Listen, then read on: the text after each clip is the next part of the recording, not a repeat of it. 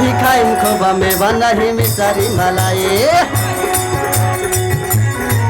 नहीं खाइम खोबा मेवा नहीं मिसरी मलाई, नहीं खाइम खोबा मेवा नहीं मिसरी मलाई। दैले बानी हो तो पीस के ले आदाना। ए गणेश के मम्मी, ओए गणेश के मम्मी बस पाभर भांग खिया दाना। ओए गणेश के मम्मी हमसे भांग पिसाई ना।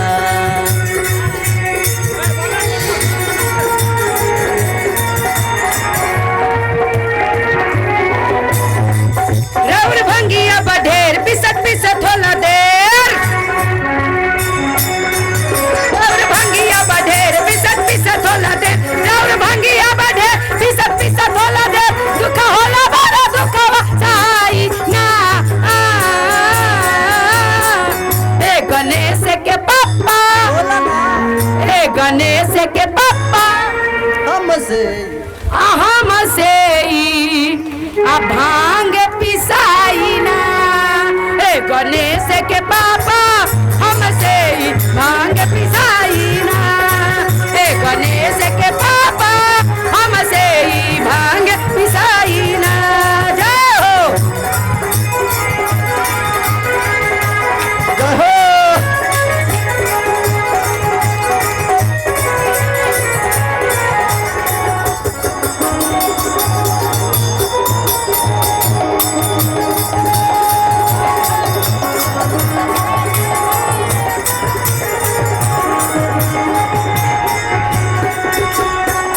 नहीं खाई मखोबा मलाई मिसरी, नहीं चितवा से भंगिया के स्वाद बिसरी। नहीं खाई मखोबा मलाई मिसरी, नहीं चितवा से भंगिया के स्वाद बिसरी।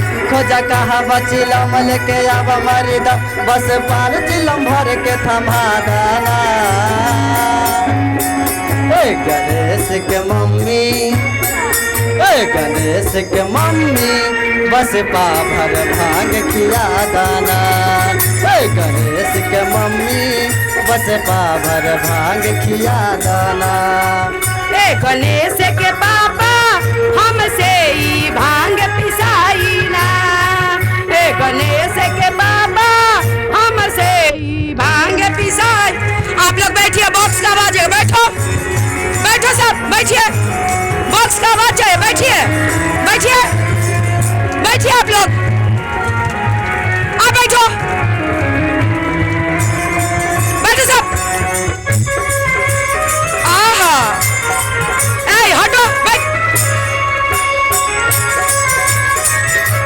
क्या बात है, बैठो।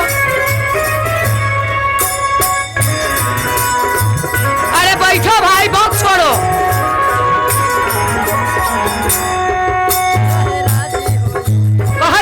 कहतरे कि हमके भांग चाहिए, कान खोल के सुन लो। चाहे राजी होई चाहे होई नाराज, भैया पी सब न सुनली रउआ हमाज। चाहे राजी होई चाहे होई नाराज, भैया पी सब न सुनला रउआ हमाज। इतना भांग के पत्ता चिबैबो तका भोला बाबा तू तो अमर बारा सही में ऊपर ना जाएबा। सुन बतिया हमर एहो भोला जी हमर, सुन बतिया हमर एहो भोला सारा का कुछ होला बारा दुखवा सहाई ना। ए गणेश के पापा बोलो ना, ए गणेश के पापा हमसे भांग पिसाई ना। ए गणेश के मम्मी बस पाभर भांग खिया दाना। ए गणेश के पापा हमसे भांग पिसाई ना। ए गणेश के मम्मी बस पाभर भांग खिया दाना। हो ए गणेश के पापा हमसे भांग पिसाई ना।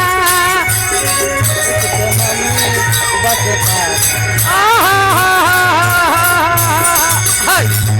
बोल गणपति महाराज की।